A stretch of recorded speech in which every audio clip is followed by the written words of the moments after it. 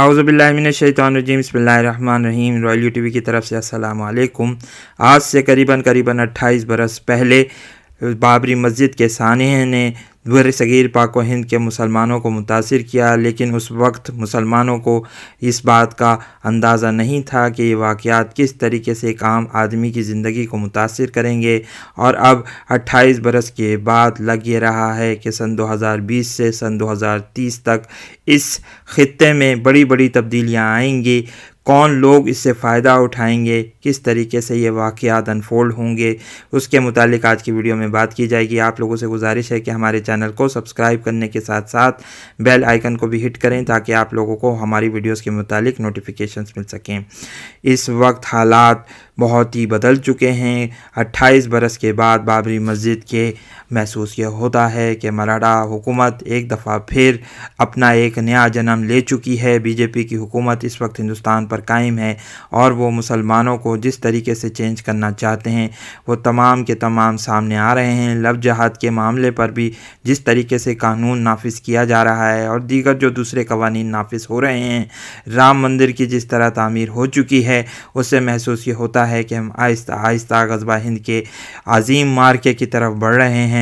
महसूस ये हो रहा है कि हिंदू और मुसलमान की जो एक तफरीक हमेशा से इस खित्ते में कायम थी वो मज़ीद गहरी होती चली जा रही है। लेकिन ये बात माननी पड़ेगी कि इसके लिए तीसरी पानीपत की लड़ाई एक प्रीलूड की हैसियत रखती थी, एक इब्तदाई पेश खेमा हम जिसे समझना चाहिए, जिसमें नवाब नजीबुद्दौला और नवाब शुजाउद्दौला ने मुसलमानों के दरमियान इत्तेहाद कायम करके इस अज़ीम मराठा क़ुव्वत को शिकस्त दी थी, जो इस वक्त मुसलमानों की तमाम क़ुव्वत को ख़त्म करने के दर पे था। और महसूस ये होता था कि मुसलमानों को इस खित्ते से ख़त्म कर दिया जाएगा। लेकिन फिर अहमद शाह अब्दाली की क़यादत में मुसलमान मुत्तहिद हुए और उन्होंने मराठों के इस अज़ीम ख़तरे का मुकाबला किया। और महसूस ये होता है कि अब ये वाक़यात एक दफ़ा फिर दोहराए जाने के करीब हैं। लग ये रहा है कि इंडिया और पाकिस्तान के दरमियान शायद कोई एटमी लड़ाई भी इस सिलसिले में छेड़ी जा सके, लेकिन पाकिस्तान के हालात भी कुछ इतने अच्छे दिखाई नहीं देते। हम ये बात जानते हैं कि पाकिस्तान का इलाका, पाकिस्तान का ख़ित्ता इस वक्त अपने अंदरूनी खलफशार में मुब्तला हो चुका है। गो कि हमारी तरफ से बड़े बड़े दावे ये समझ में आते हैं कि शायद हम इंडिया पर कब्ज़ा कर लेंगे, लेकिन अभी तक ऐसा महसूस हमें नहीं होता। हम ये बात जानते हैं, महसूस ये हो रही है कि पाकिस्तान अपने अंदरूनी खलफशार की वजह से एक हो सकता है किसी खाना जंगी का शिकार हो जाए, और फिर ये भी पॉसिबिलिटी हो सकती है कि इंडिया हमला करे और इंडिया और पाकिस्तान के दरमियान एक एटमी जंग का वजूद मुमकिन हो सकता है सन 2020 से सन 2030 के दरमियान। अगर देखा जाए तो पाकिस्तान के शुमाल में जो रियासतें हैं उनका बनने का एक कभी इम्कान पैदा हो गया है, और जिससे फिर शाह नेमतुल्लाह वली ने जो पेशन गोइयाँ की थीं उससे महसूस ये होता है कि वो पेशन गोई करीबन पूरे होने जा रही है। हम ये बात जानते हैं कि पाकिस्तान के शुमाल में दरिया काबुल बहता है जो आगे चलकर दरिया अटक की सूरत इख्तियार कर लेता है। अगर यहाँ पर ये देखा जाए तो हज़रत शाह नेमतुल्लाह वली ने ये बात कही थी कि इसी के किनारे एक बड़ी लड़ाई लड़ी जाएगी, और तीसरी पानीपत की लड़ाई के मुतालिक भी हम ये तारीख़ में बात जानते हैं कि इसी जगह पर एक बड़ी लड़ाई मराठा और अहमद शाह अब्दाली के दरमियान भी हुई थी, और इसके मुतालिक हज़रत शाह नेमतुल्लाह वली ने भी ये पेशन गोइयाँ की हैं कि ये इस इलाके में लड़ाई हो सकती है। क्वाइट पॉसिबिलिटी ये हो सकता है कि इस वक्त पाकिस्तान में जारी अंदरूनी खलफशार की वजह से कोई खाना जंगी नमूदार हो सकती है, जिससे शुमाल मगरिब में पाकिस्तान के कोई एक रियासत वजूद में आ सकती है, जिससे फिर ये महसूस होता है कि उसकी क़यादत में ग़ज़वा हिंद का आगाज़ हो सकता है। वल्लाह आलम बिस्सवाब। हालात बहुत ही नाजुक हैं। हम दुआ गो हैं कि पाकिस्तान की सलामती अल्लाह कायम रखे और पाकिस्तान के लोग इस वक्त जिन बुराइयों में मुब्तला हैं उनसे कोशिश करके वो दूर हो जाएं और अल्लाह का दीन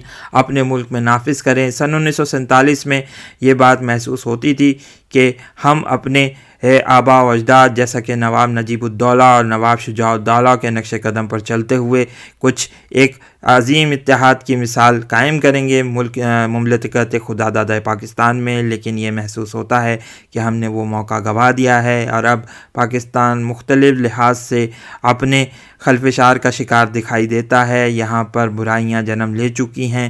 یہاں پر پاکستان میں اگر دیکھا جائے تو بڑی بڑی اختلافات ہو رہے ہیں جو کہ مملکت کے لیے بالکل اچھے نہیں ہیں، اور جس سے محسوس یہ ہوتا ہے کہ آہستہ آہستہ ایک بڑی جنگ ہمارے اوپر مسلط ہونے جا رہی ہے، جس سے یقینی طور پر محسوس یہ ہوتا ہے کہ چین فائدہ اٹھا سکتا ہے۔ جیسا کہ ہم یہ بات سمجھ سکتے ہیں کہ پاکستان کے شمال مغرب میں اگر ہم گلگت بلتستان کی بات کریں تو چائنا کی نظریں اس وقت ہیں اس علاقے پر۔ یہ گلگت بلتستان کا علاقہ آپ لوگوں کو اس تصویر میں نظر آ رہا ہوگا، یہ اسکردو کا علاقہ ہے۔ اگر دیکھا جائے تو ہم کوشش کرتے ہیں کہ اس کو اور مزید بڑا کر کے دکھائیں تاکہ آپ کو اندازہ ہو۔ تو یہاں پر یہ بات مانی جا سکتی ہے کہ اس علاقے پر چین کی نظریں ہیں۔ چین یہ چاہتا ہے کہ اس علاقے پر قبضہ کر لیا جائے۔ اگر ایسا ہوتا ہے تو پھر یقینی طور پر انڈیا بھی بڑے گھاٹے میں رہے گا، کیونکہ اب یہ خبریں اڑ رہی ہیں، آہستہ آہستہ یہ بات محسوس ہو رہی ہے۔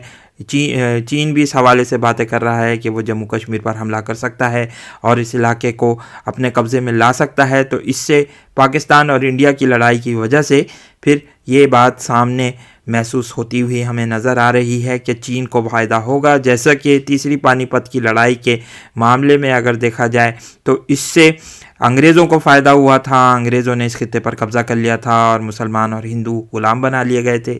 اب سوال یہ پیدا ہوتا ہے کہ دونوں ملکوں کی قیادت کس طریقے سے دیکھتی ہے۔ یقینی طور پر ہم یہ بات جانتے ہیں کہ بابری مسجد کے سانحے کے بعد ہندو قیادت نے انتہائی بچکانہ پن کا مظاہرہ کیا ہے۔ انہوں نے ہندوستان میں مسلمانوں کو کچلنے کی جو پالیسی اپنائی ہے وہ کسی طور پر بھی آپ اس کی تعریف نہیں کر سکتے، مذمت کرنے کے قابل ہے وہ پالیسی۔ اور یہ لوگ جو راشٹریہ سیوک سنگھ کے گنڈے کہلاتے ہیں، یہ لوگ چاہتے ہیں مسلمانوں کو تباہ و برباد کرنا۔ اسی حوالے سے انہوں نے ہر طریقے سے کوشش کی ہے کہ بابری مسجد کے سانحے کے بعد رام مندر کی تعمیر کی جائے، اور اب وہاں رام مندر تعمیر ہو چکا ہے۔ اب مزید اس سلسلے میں قوانین مسلمانوں کے اوپر تھوپے جا رہے ہیں۔ CAA کا قانون بھی اس حوالے سے بڑی دلچسپی کا حامل تھا، جہاں پر مسلمانوں کو شہریت سے جو ہے معزول کرنے کی پوری کوششیں کی گئیں، لیکن یہ کرونا وائرس ہے جس نے اس وقت پورے خطے کو، پوری دنیا کو اپنی لپیٹ میں لے لیا ہے، اور انڈیا بھی اس سے متاثر نہیں ہے۔ اسی وجہ سے اگر دیکھا جائے تو محسوس یہ ہو رہا ہے کہ مسلمانوں کو کچھ ریلیف ہے۔ آئیے اب آخر میں اس ویڈیو کی حضرت امام مہدی علیہ السلام کی قیادت میں جو ایک بڑا غزوہ ہند ہونے جا رہا ہے اس کے متعلق احادیث کو پڑھتے ہیں، دیکھتے ہیں کہ کیا لکھا ہے۔ ہم نے سنن نسائی کو کھولا ہے، یہاں پر آپ ان احادیث کو پڑھ سکتے ہیں۔ یہ کتاب الجہاد کے بابت یہ احادیث آتی ہیں جو کہ بہت خوبصورت احادیث ہیں، جن سے یہ بات صاف محسوس ہوتی ہے کہ حضرت امام مہدی علیہ السلام کے ظہور کے بعد غزوہ ہند نمودار ہوگا۔ اس لیے کسی صورت بھی ہمیں یہ بات نہیں کہنی چاہیے کہ پاکستانی قیادت جو ہے کوئی غزوہ ہند کا آغاز کرے گی۔ ہاں یہ ضرور ہے کہ پاکستانی قیادت کے سلسلے میں اگر یہ بات کی جائے کہ یہ ابتدائی لڑائیاں غزوہ ہند کی طرف لے جا سکتی ہیں تو شاید کوئی یہ بات اتنا کہنا غلط نہیں ہوگا، لیکن غزوہ ہند جو رسول اللہ صلی اللہ علیہ وسلم جن جنگوں کی پیشن گوئی کی ہے، جس غزوے کی پیشن گوئی کی ہے، وہ حضرت امام مہدی علیہ السلام کی قیادت میں لڑا جائے گا، جیسا کہ دیگر دوسری حدیث میں بھی ذکر ہوتا ہے، لیکن یہاں پر ہم آپ کو پڑھ کے سنائیں گے۔ سنن نسائی کی حدیث نمبر 3175 حضرت ابو ہریرہ رضی اللہ تعالیٰ عنہ سے روایت ہے کہ رسول اللہ صلی اللہ علیہ وسلم نے ہمیں غزوہ ہند کی پیشن گوئی فرمائی، اگر میں نے اس غزوے کو پا لیا تو اس میں اپنا جان و مال صرف کر دوں گا، پھر اگر میں اس میں مارا گیا تو میں افضل الشہداء میں شمار ہوں گا، اور اگر زندہ واپس آ گیا تو پھر میں آپ کی پیشن گوئی کے مطابق آگ سے آزاد ابو ہریرہ ہوں گا۔ آئیے مزید پڑھتے ہیں۔ حدیث نمبر 3176 حضرت ابو ہریرہ رضی اللہ تعالیٰ عنہ سے مروی ہے کہ رسول اللہ صلی اللہ علیہ وسلم نے ہمیں ہندوستان پر حملے کی پیشن گوئی فرمائی، اگر میں نے یہ موقع پا لیا تو میں اس میں اپنی جان و مال خرچ کروں گا، پھر اگر میں اس میں شہید ہو گیا تو میں افضل شہید ہوں گا، اور اگر زندہ واپس آ گیا تو میں آگ سے آزاد ابو ہریرہ ہوں گا۔ یہاں پر یہ بات کی گئی۔ اب حدیث نمبر 3177 جس کے متعلق ہم یہ پڑھ سکتے ہیں، جہاں پر بہت ہی خوب دو جماعتوں کا ذکر کیا گیا، لفظ استعمال کیا گیا اصابتان۔ اصابتان بنیادی طور پر حلقوں کا جوڑا کہلاتا ہے، یعنی ایک ہی چیز سے جب دو حلقے نمودار ہوں تو اس کو کہا جاتا ہے۔ دو سرکلز کی بات کر لیں، حلقوں کا اگر ترجمہ کریں تو سرکلز کہنا چاہیے۔